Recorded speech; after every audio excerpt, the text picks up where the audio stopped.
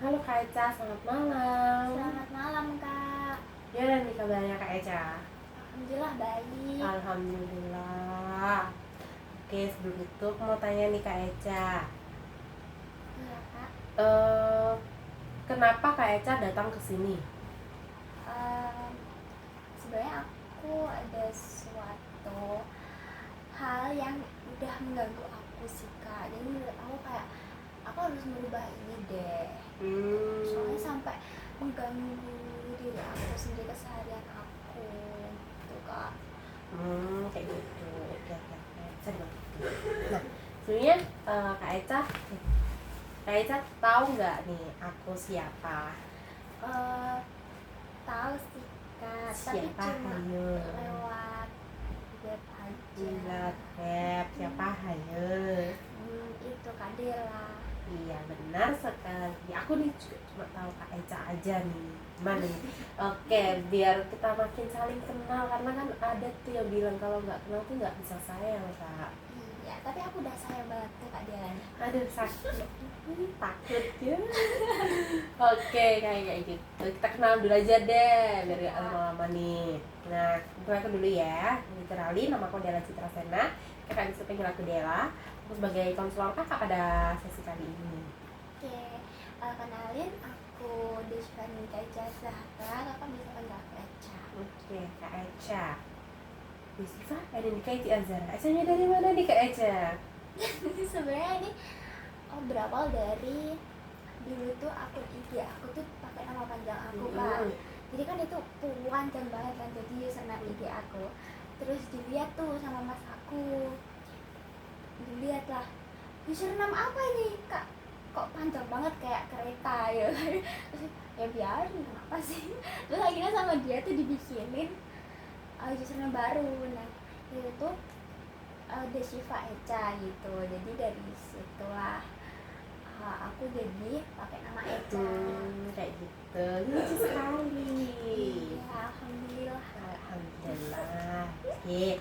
Nah, Kak Eca tadi sempat bilang alasan Kak Eca datang ke sini ingin merubah sesuatu perilaku Kak Eca nih. Nah, sebelum kita masuk ke Kak Eca ingin merubah perilaku itu nih, aku mau jelasin terlebih dahulu.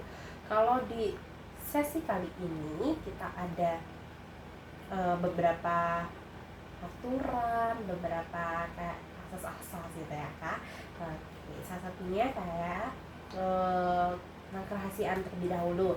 Jadi Kak Eca santai aja, cerita aja nggak apa-apa. Bebas sekali Kak Eca mau bercerita. Kak Eca nggak usah takut cerita Kak Eca bakal kemana-mana karena rahasia itu akan jadi rahasia kita berdua dan Allah Subhanahu wa Ta'ala. Amin. Iya, oke Kak. Terus juga nanti ada beberapa yang harus Kak Eca penuhi juga. Kayak Kak Eca nih harus aktif bercerita tetepan. Iya. Meskipun Kak Eca emang harus bercerita ya, tapi Kak Eca harus ceritanya tuh harus benar-benar terbuka nih sama aku biar kita bisa memecahkan masalah itu bareng-bareng. Oke. Nah, terus kita nanti juga sesi ini akan ada waktu sekitar kurang lebih 30 menit. Kak Eca bisa dengan waktu segitu? Boleh Kak. Boleh, oke. Gak apa-apa. Gak apa-apa, oke. Oke, nanti aku juga mau izin mencatat beberapa cerita Kak Eca. Eca gak usah takut dengan catatan ini, karena catatan ini nanti hanya sebagai catatan pribadiku nih. Biar kayak next itu kalau Kak Eca mau bercerita, kita berdua gak lupa cerita-cerita sebelumnya. Oke Kak. Oke, ya Kak Eca udah siap belum kalau disuruh bercerita tentang Kak Eca yang ingin merubah perilaku Kak Eca ini? Udah siap banget sih Kak. Udah siap banget. Oke, silakan Kak Eca, silakan mulai cerita. Jadi ya aku tuh akhir-akhir ini tuh kayak nggak sayang diri aku gitu loh. Aku ngerasanya kayak gitu. Soalnya aku lebih banyak mentingin orang lain daripada diri aku sendiri. Contohnya tuh kayak sebenarnya dari dulu sih Kak, aku udah bertahun-tahun dengan sikap aku yang kayak gini. Jadi aku tuh udah capek banget, udah kayak kok terus-terusan kayak gini, kenapa gitu ya, soalnya udah bertahun-tahun dan kayak capek gitu loh kak. Jadi aku tuh kayak lebih mentingin orang lain daripada diri aku sendiri. Contohnya padahal kalau teman aku lagi butuh sesuatu, sebenarnya aku juga butuh, tapi aku udah punya nih sesuatunya. Nah karena dia juga butuh, aku kasih ke dia, aku nggak pikirin diri aku sendiri gitu loh. Aku jadi kayak memikirkan orang lain. iya orang lain, terus jadi aku kebingungan sendiri gitu. Terus ini tuh nggak cuma pertemanan, pas di hubungan percintaan tuh juga gitu kak. Jadi misal cowok aku pengen ini nih, terus aku bilang ya udah beli aja, terus dia bilang tapi ini aku masih belum ada cukup uang. Terus aku bilang udah berapa itu aku tambahin, padahal itu uangnya tuh aku tabung buat nanti kalau misal ada hal yang darurat gitu loh kan. Jadi kayak itu adalah uang darurat aku. Tapi karena dia pengen, dia lagi butuh nih, jadi aku merelakan uang itu ke si cowokku ini biar dia mendapatkan apa yang dia inginkan. Jadi kayak aku lebih penting dia daripada diri aku sendiri. Nanti kalau misalnya aku ada hal yang urgent, aku gimana gitu kan. Nah itu tuh berlangsung bertahun-tahun nih kak. Jadi aku SMP saat atau SMA gitu sampai sekarang udah kuliah nih. Tapi kemarin itu aku yang udah beneran capek, soalnya sebenarnya nih aku ini sih kak agak sedih. Ya nggak apa-apa, ayo cerita aja kak aja, nggak apa-apa, it's okay. Jadi di hubungan aku yang kemarin, sekarang udah putus ya kayak di hubungan aku yang kemarin aku tuh udah ngasih segalanya buat dia, buat aku, waktu aku, uang aku, bahkan ketika aku yang lagi butuh uang nih, tapi dia pengen sesuatu, aku kasih uang itu, aku pinjemin, tapi aku nggak berharap kalau itu uang itu tuh dibalikin gitu. Tapi karena kemarin aku butuh, aku minta lah ke dia. Ternyata sama dia tuh dia bilang gini, loh aku kira kamu ngasih aku gitu kan, padahal aku udah bilang ke teman-teman gue kalau ini tuh dibeli sama cewek aku gitu. Terus aku kayak oh aku salah ya nagih gini, aku jadi kayak merasa bersalah gitu loh kak. Aku nagih gitu, jadi kayak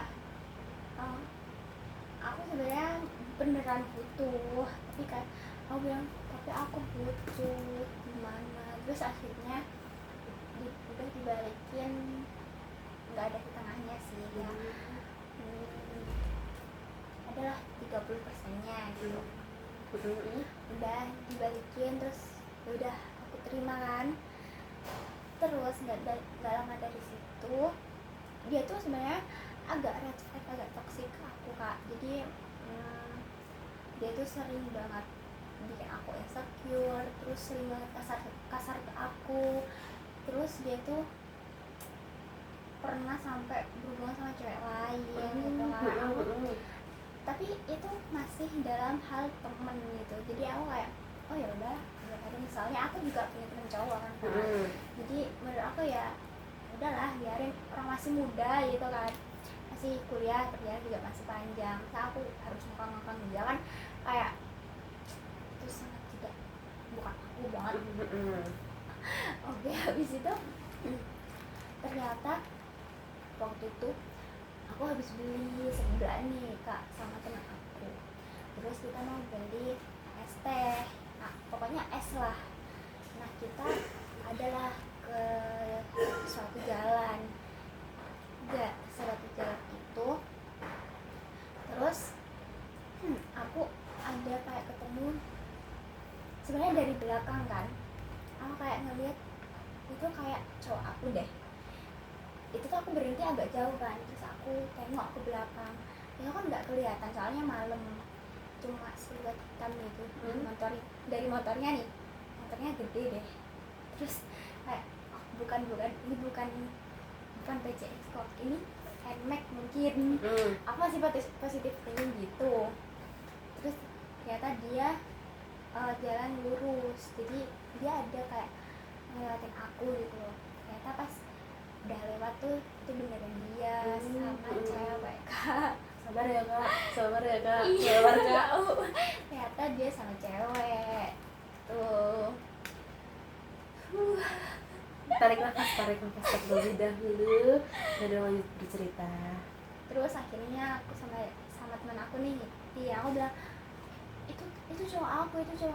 Terus teman aku bilang mana sih, oh yang bajing cewek itu ta, bentar tak siapin video HP gitu kan, sampai salah.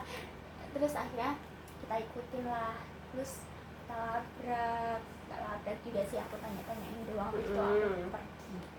Terusnya bukan aku yang minta putus, anehnya dia yang minta putus, padahal aku cuma minta penjelasan doang. Terus siapa, kamu kenapa gitu kan. Terus udah di situ kayak ya padahal aku nggak ada kurang loh ke dia, tapi dia kok gini aku gitu. Dari situ aku kayak udah capek lebih mentingin orang lain daripada aku. Jadi aku tiba-tiba tersadar kalau selama ini aku tuh nggak mengasihani diriku sendiri gitu loh. Jadi aku karena merasa nggak enak ke orang, jadi aku nggak, jadi kayak kesannya nggak sayang ke diri aku, malah lebih sayang ke orang lain gitu loh. Jadi di situ aku pengen ngubah sih kak, aku pengen lebih bisa tegas lah ke diri aku. Kayak gitu. Jadi Kak Eca nih ngerasa kalau Kak Eca nih nggak sayang sama dirinya Kak Eca dan lebih mentingin orang lain gitu. Terus Kak Eca juga tadi cerita tentang kejadian Kak Eca diselingkuhin pacarnya Kak Eca nih, yang membuat Kak Eca makin ngerasa kalau Kak Eca nih ternyata nggak sayang sama diri Kak Eca gitu. Oke, Kak, bentar Kak. Oke, dari kejadian-kejadian itu akhirnya nimbulin Kak Eca nih sadar ya kalau Kak Eca ngerasa bahwa selama ini Kak Eca nggak itu masih kurang sayang sama diri Kak Eca, terus sampai Kak Eca capek gitu, bener? Iya, sampai aku tuh nangis seharian loh kak. Nangisnya tuh bukan gara-gara putus atau gara-gara udah gak sama dia, tapi karena aku selama ini ternyata masih sayang sama diri aku. Kenapa sih aku kayak telat sadarnya gitu, sampai semua hal yang aku punya itu aku kasih ke dia, tapi aku baru sadar gitu.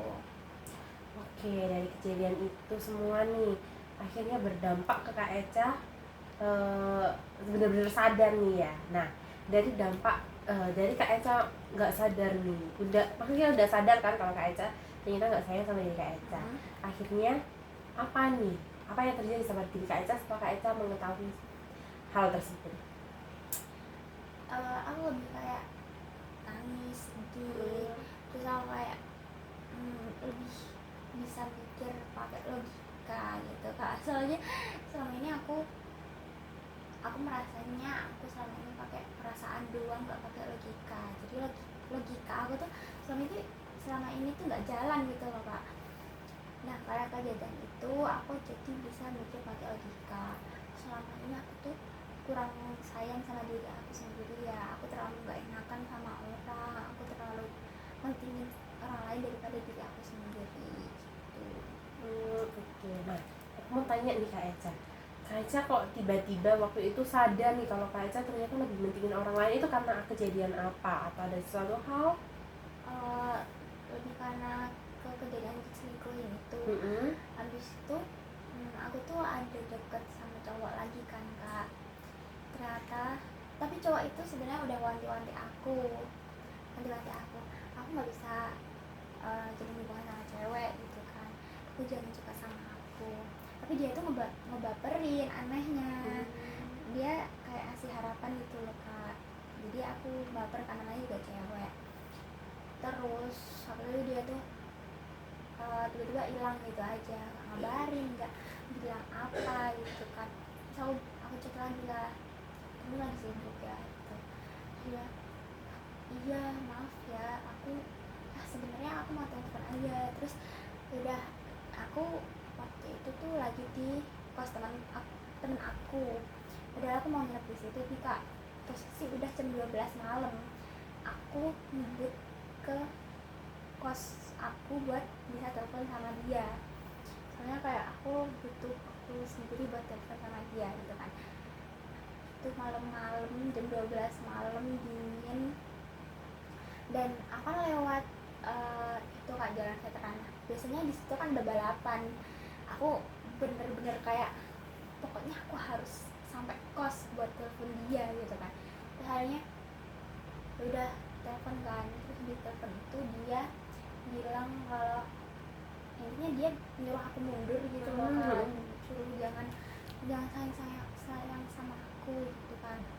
Terus dia bilang hal yang nyakitin aku, kayak sebenarnya samanya aku cuma mau berteman aja sama kalian gitu kan, tapi kalian selalu kayak sebenarnya banyak cewek yang aku panggil sayang, terus yang sering aku kasih perhatian. Bahkan aku tuh pernah ngasih tiket konser cuma ke orang itu, tapi selalu orang itu tuh menganggap kalau aku tuh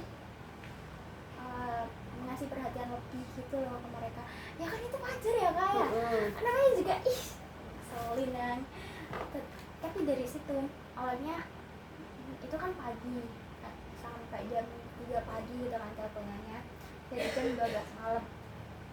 Nah dari situ sebenarnya aku masih belum bisa mikir tuh kak. Akhirnya aku tidur kan, pas sudah selesai teleponan itu aku tidur.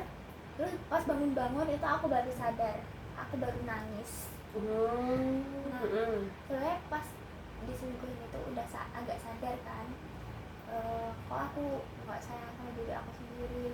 Tapi pas kejadian itu, habis telepon itu, aku jadi kayak lebih kayak selama ini sebenarnya aku belum bisa berdamai sama diri aku sendiri. Sebenarnya aku masih ngerasa nggak enak sama orang. Aku terlalu apa ya, terlalu mentingin orang lain daripada diri aku sendiri gitu. Akhirnya aku di situ nangis banget kak. Aku nangisnya tuh gara-gara kenapa sampai aku segede ini gitu sadarnya, aku nggak dari dulu. Okay. Terus akhirnya berdampak apa nih ke kehidupan Kak Echa setelah Kak Echa sadar nih? Aku kayak lebih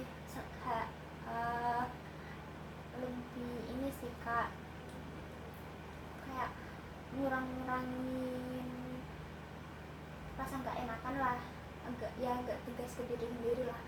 Aku kayak beraniin nolak, terus aku beraniin bersikap yang biasa aja gitu. Oke. Nah di sini Kak Echa nih ngerasa kalau Kak Echa masih kurang menyayangi diri Kak Echa dan kurang tegas gitu. Oke. Oke Kak Echa, kita langsung teknik ini. Kalau kayak gitu, kira-kira nih agar Kak Echa bisa tegas dan Kak Echa lebih sayang sama diri Kak Echa nih, apa yang udah pernah Kak Echa lakuin? Kalau yang akhirnya aku lakuin sih, aku lebih ke menolak, lebih bisa menolak ajakan, dan juga kayak ngurangin interaksi yang menurut aku itu bakalan bisa menyakitkan buat aku. Oke. Kak Echa udah ngelakuin itu. Terus akibat dari yang telah Kak Echa lakuin itu apa ke dampaknya ke diri Kak Echa?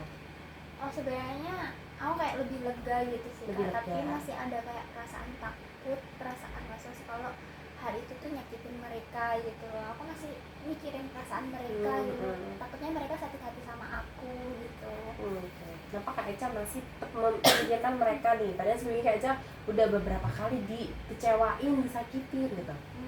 Soalnya lebih ke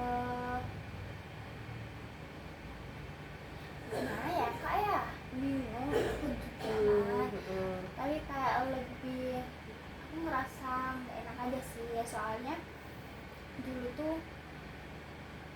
juga pernah ngecerain temen aku gitu. Jadi rasanya apa ya, kayak gini, pokoknya intinya aku kayak nggak mau nyakitin gitu loh. Soalnya kalau misal nyakitin takutnya mereka tuh kayak ada perkataan yang nggak enak. iya nggak enak, yang atau mereka tuh malah kayak berkata tapi kayak yang doain gitu loh. Aku jadi takut itu tuh bakal jadi karma buat aku. Oke, gitu. bisa dipahami. Oke, kira-kira nih kalau misal kita buat suatu kesepakatan nih ya untuk merubah perilaku Kak Eca agar Kak Eca bisa lebih sayang sama diri Kak Eca, biar lebih bisa tegas, biar bisa lebih tegas gitu. Kira-kira mampu nggak nih Kak Eca ngelakuin suatu kontrak itu? Insya Allah bisa sih Kak, kalau misal dikonsistenin. Oke, biar konsisten nih ya. Gimana kalau kita buat suatu kontrak tertulis? Boleh Kak. Nah, tapi di sini kontrak ini akan berisi tentang perjanjian antara Kak Eca, diri Kak Eca dan saya hanya sebagai apa ya bahasa istilahnya itu sebagai pemantau saja. Jadi secara keseluruhan kontrak ini tuh hanya kayak antara Kak Eca dengan diri Kak Eca. Gimana? Boleh Kak. Oke, kalau kayak gitu aku mau Kak Eca nulis nih sebuah kontrak tentang Kak Eca untuk diri Kak Eca, biar bisa lebih sayang sama diri Kak Eca dan lebih tegas lagi sama Kak Eca. Bisa nggak Kak Eca? Bisa. Oke, Kak Eca bisa tuliskan pada format yang sudah saya siapkan. Nah, di sini Kak Eca silakan tulis kontrak yang ingin Kak Eca, apa nih perilaku yang akan Kak Eca lakuin atau yang mau kakak tegasin ke diri kakak tuh kayak gimana gitu. Oke Kak.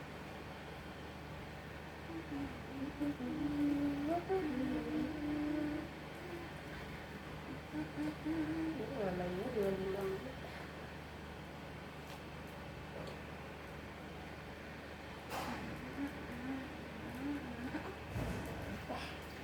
Oke, sudah Kak Eca? Oke, boleh nggak nih aku denger penjelasan tentang apa yang Kak Eca tulis nih? Kontrak apa yang Kak Eca tulis? Jadi di sini Sabar Kak Eca, santai. enggak, ini agak batuk Kak. Iya, emang lagi musimnya sakit Kak Eca. Iya.